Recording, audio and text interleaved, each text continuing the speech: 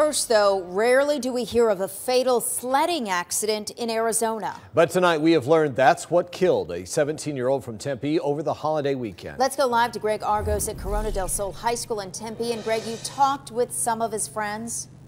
Catherine and I did, and they tell me that Jake McGrady and 10 other of his friends actually headed north to Flagstaff, like you mentioned, to go sledding this past weekend. But Jake was killed when his sled smashed into a tree, and tonight here at Corona del Sol High School, many of his friends are honoring the 17-year-old.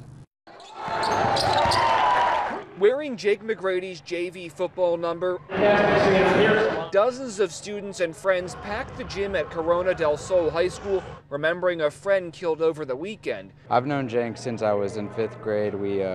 He's just a great guy. I've known him since I can practically remember.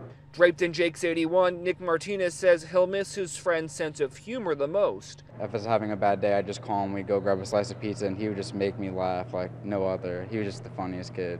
The Coconino County Sheriff's Office says Jake and 10 other friends headed to Flagstaff Sunday night with 2 adults. The next day, they found a nearby hill and brought out the sleds. It was just a freak accident. They just hit a tree, and he broke a couple ribs. But Jake was internally bleeding, and though he was rushed to surgery, he died later Monday evening. I was shocked.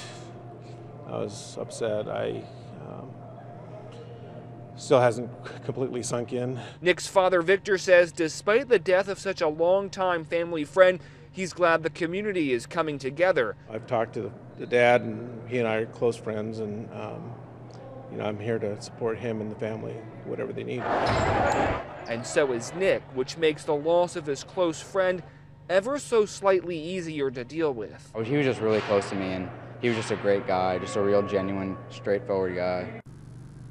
Now tonight, no charges have been filed in Jake's death, or the Coconino County Sheriff's Office tells me tonight they still are investigating. We're live in Tempe, Greg Argos, CBS 5 News.